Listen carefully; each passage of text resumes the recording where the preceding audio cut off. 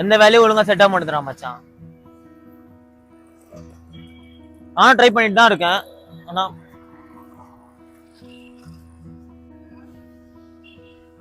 சரி விட்றா, சாப்பிடு. எங்க போனாலும் இதே பிரச்சனை தான் மச்சான். ஒரு கரெக்டான வேலை கிடைச்சா நல்லா இருக்கும்டா மச்சான். கரெக்டான வேலை என்ன மச்சான் சொல்லு.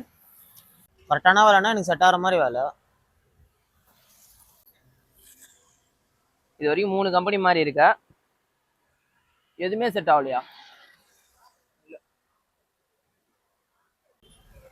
இது வரைக்கும் ஏன் செட் ஆகல யோசிச்சிருக்கியா?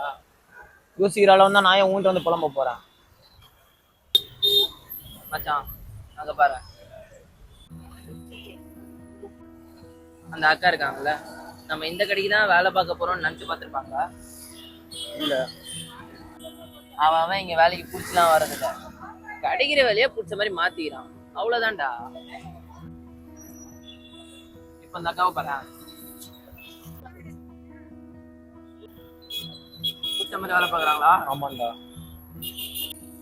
இதெல்லாம் புரியாதவன் தான் உன்னைய மாதிரி சுத்திக்கிட்டு இருக்கான். சாப்பிட்டு